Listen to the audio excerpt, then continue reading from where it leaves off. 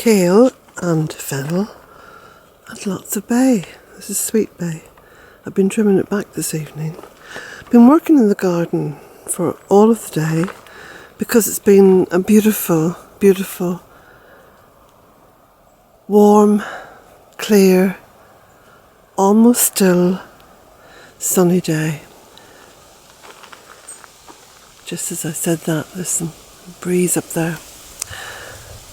And a beautiful sky now this evening. I think it's about 6:30 or getting on maybe for 7 o'clock.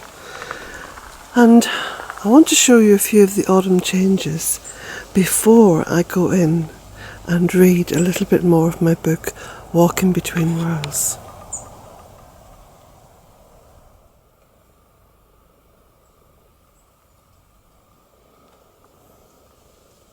Sedums and nasturtiums just tumbling out of this bed.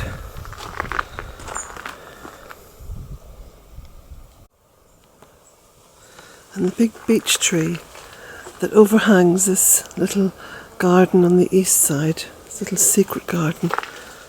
The leaves are all turning yellow, beautiful shades of yellow, and they're dropping down here on the ground.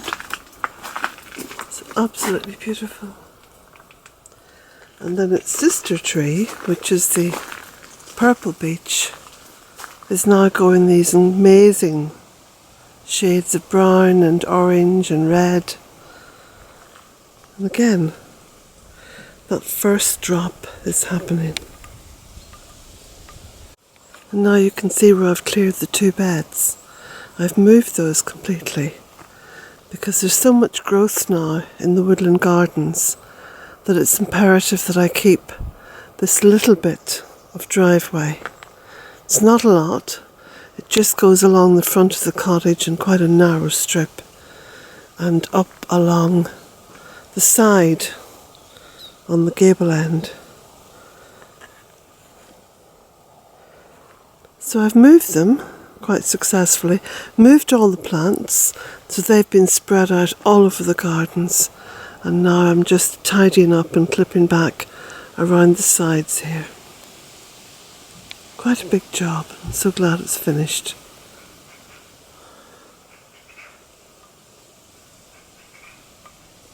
And over recent days I've been putting some bird food and some bread and some scraps from the kitchen into the bird table. Because from now until about March or April, I give the birds some extra food. It's amazing how quickly they polish off the berries in the garden. And of course, it's because they've lost so much of their habitat that I feel it necessary that we care for them as much as possible during the leaner months. Quite a lot of leaf drop now in the driveway, and you can just see where Jack is standing there. There's ash leaves, and then just beyond him there's quite a lot of leaf drop now from the birch trees. It's amazing how quickly it all starts to change and develop that beautiful sense of autumn.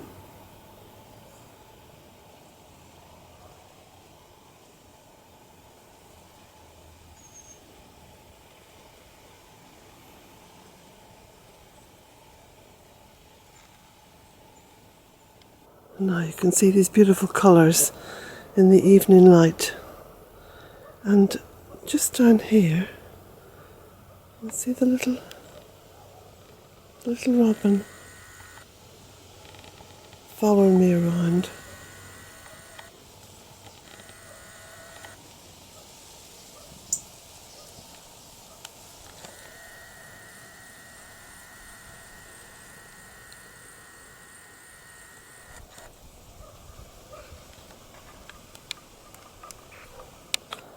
Is it just me, or has there been a real ramping up of negative news recently? It just seems to have gone just that wee bit out of control. Anyway, what I brought back into control, you can see up there, is one of my little bay trees. Now I've got masses and masses of bay leaves that I've cut. Not too sure what to do with them. I could post them to anyone in the UK or Europe or Ireland, but I don't think that I would be able to get them through the US customs. I know there's a little form one has to fill out before anything is posted to the United States. So I'll have to have a little think about that. In the meantime,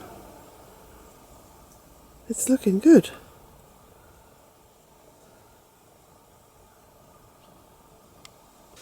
Now, one of my daughters bought me a bag of tulip bulbs, and what I'm going to do with them, which I think is a good idea, is to plant them up in these pots, and they're just the right depth for bulbs and spring flowering bulbs and plants.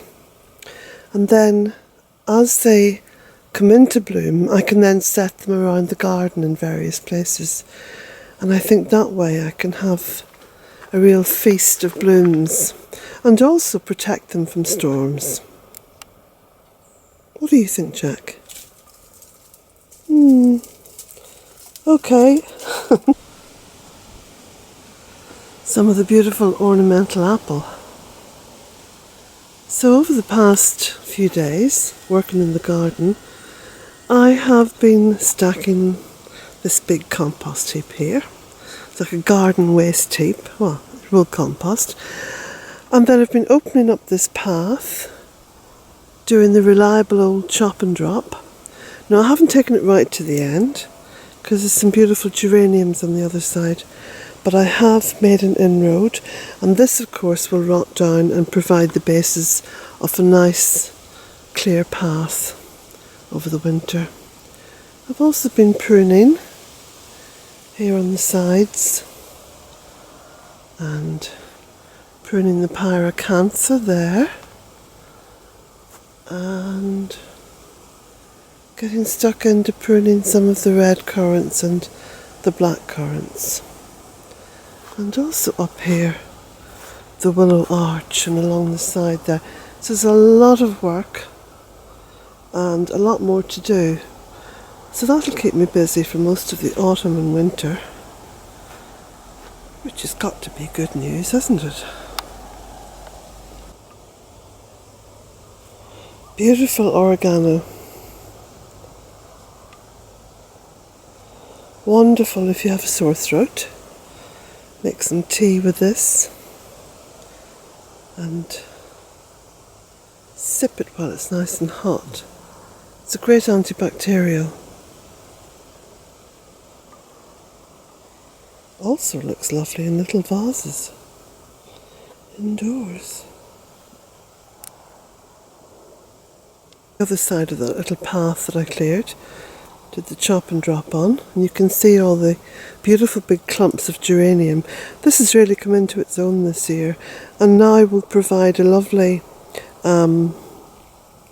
sort of a weed-free area over the winter, because of course it'll stay more or less intact. It's in quite a sheltered area, and you can see just poking up there, there's some lovely comfrey.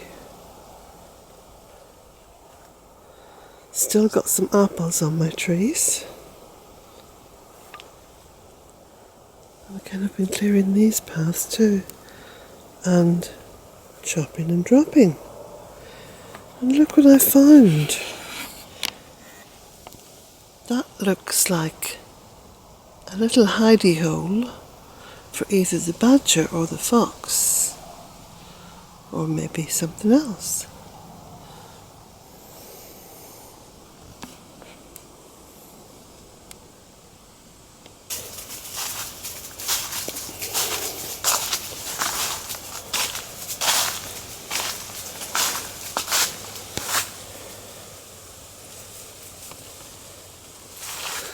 Well, I think it's time to go in and read you some more of Walking Between Worlds.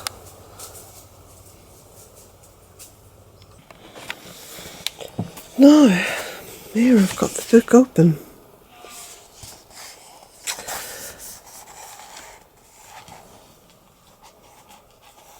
So this is still the introduction, it's page 11.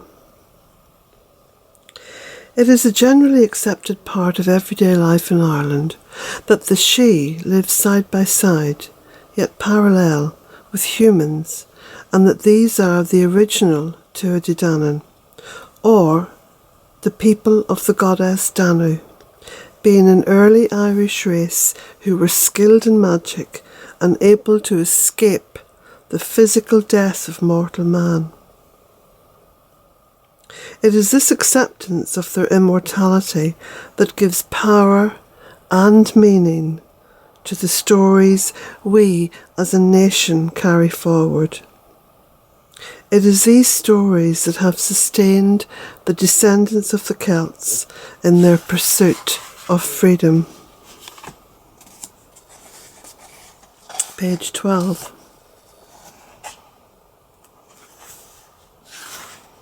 In their pursuit of freedom, independence, and on through into a blossoming of creativity that led to the Celtic revival, a series of movements and trends, mostly in the 19th and 20th centuries, which reflected on the traditions of Celtic literature and art. The literature of the Irish literary revival included Irish writers such as Yeats, Lady Gregory, A.E. Russell, Edward Martyn and Edward Plunkett, stimulating a new appreciation of traditional Irish literature and Irish poetry in the late 19th and early 20th century, also known as the Celtic Revival. Art was also a vital ingredient of the revival. Those involved in this revival invoked Ireland's historic past, its myths, legends, and folklore, thus bringing a sense of national identity to what was a much impoverished people.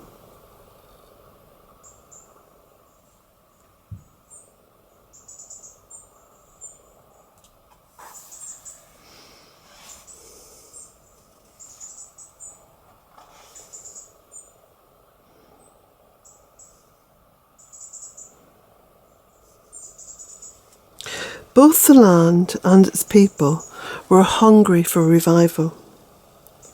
The first wave of magic in almost 3 millennia was released from the otherworld, enriching the island and its people.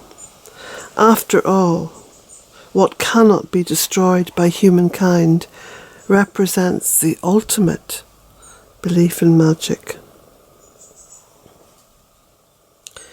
And this was written by George William Russell, or A.E. Russell, whose many portraits of the Sidhe have created astonishment in me, because they're such a true similarity to what I saw for myself. And he writes, "Tarry thou yet, late lingerer in the twilight's glory. Gay are the hills with song. Earth's fairy children leave more dim abodes to roam the primrose-hearted eve, opening their glimmering lips to breathe some wondrous story. Hush, not a whisper, let your heart alone go dreaming." Belief in the Sidhe is deeply rooted in a nationwide tradition that has been handed down from generation to generation. This is what makes the folklore more powerful than the written word, for it is empowered from the ground up and not prescribed from the top down. This is a facet of Celtic culture that is evident in all aspects of life and can be closely scrutinised in the Brehon laws. It is the magical, immortal she who bring together the various strands of the old ways, our ancient traditions, what it means to be human in this chaotic, driven world of 21st century man. If this book is the weaving together of our craving for a mantle of understanding, then it is the she who are the warp in that cloth, the strands that bind and hold fast the world we have almost forgotten, and the magic that binds it close to us.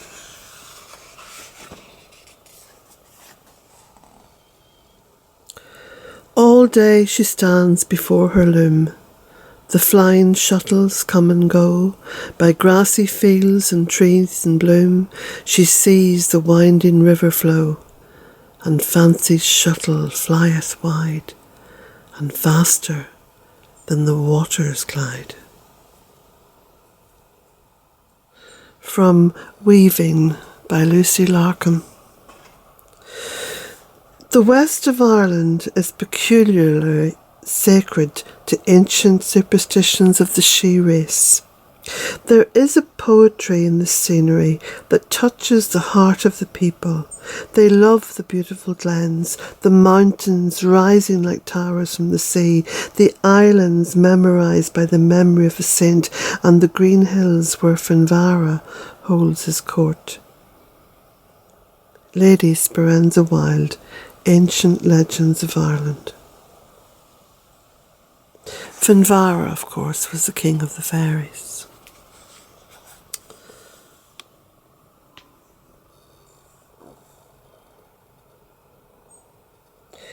To understand the she is to try to get to grips with the Celtic consciousness and that of the wisdom handed down through the spoken word, storytelling, and the unleashing of the imagination. Alwyn and Brinley Rees made this point in their book Celtic Heritage, Ancient Tradition in Ireland and Wales. And they wrote, "In diverse ways, myth and ritual loosen the grip of the temporal world upon the human. Under the spell of the storyteller's art, the range of what is possible in this world is transcended. The world of magic becomes a present reality, and the world of everyday is deprived of its uniqueness and universality.